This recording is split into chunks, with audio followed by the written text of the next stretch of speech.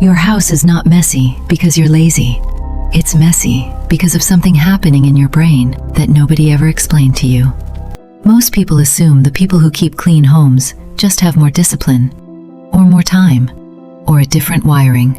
None of that is actually true. There's a specific mechanism driving it, and once you see it, you can't unsee it. The interesting part isn't what these people do, it's why it works for them, but barely touches you. That's the question this video answers.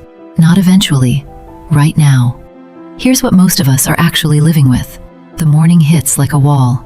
Notifications before you're fully awake. A mental list already building before you've done a single thing. You move through your space, step around the bag you've been stepping around for a week, look past the stack on the counter, avoid the chair that's quietly become a second closet. You tell yourself you'll handle it later, but you never actually ignore it. Your brain won't allow that.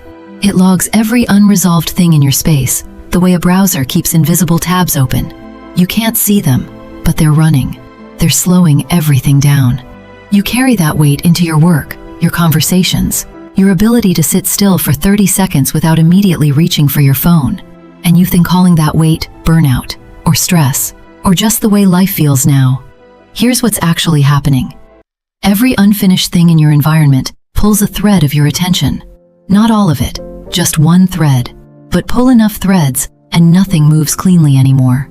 That's why a cluttered room doesn't just feel bad. It makes you slower, foggier, less able to hold a thought without losing it. Not because you're distracted by the mess, because part of your brain is quietly managing it while simultaneously trying to manage everything else. You're running on less than you think, and you've adapted to it so gradually you stopped noticing. People who keep clean homes found a workaround. Most of them didn't plan it. They felt their way into it. Something shifted for them. The space stopped being a backdrop and became a decision. Not about neatness, about identity.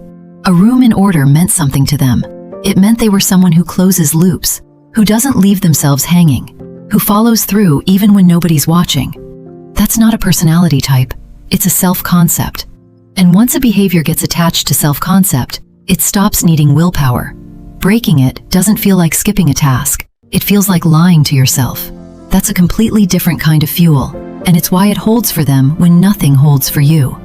Picture someone who, after a genuinely brutal day, the kind where everything went sideways, still wipes down the kitchen before bed. Not because the mess bothers them visually, because they've learned something most people take years to figure out. You cannot actually rest inside unresolved things. The exhausted body needs stillness, but the active mind needs closure. The clean kitchen is closure. The mess is a question the brain keeps trying to answer at 2 a.m. while you're trying to sleep. Picture the person at work with a completely clear desk, while everyone around them works inside archaeology. They're not naturally more organized. They've built a queue. A cleared surface is their brain's starting signal to go deep. The work doesn't happen after the desk is clear. The desk being clear is what makes the work possible. Picture someone who reorganizes their apartment when they feel out of control. Not cleaning exactly, resetting. Moving things until the space feels like it fits them again. From the outside, that looks like avoidance. From the inside, it's a person who understands, instinctively, that their nervous system extends beyond their own skin. When the room is off, they are off.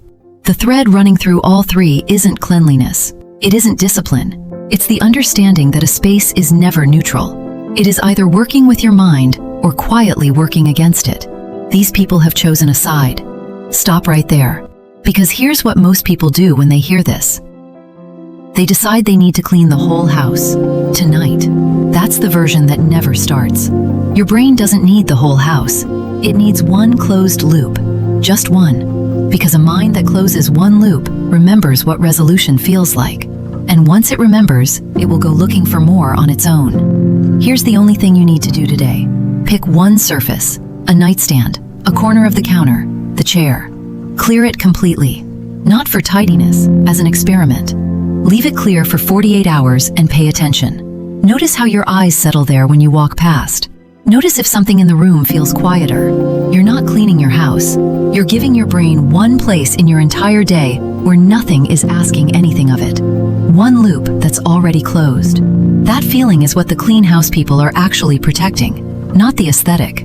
That If this hits somewhere close, send it to one person whose space is quietly costing them more than they realize.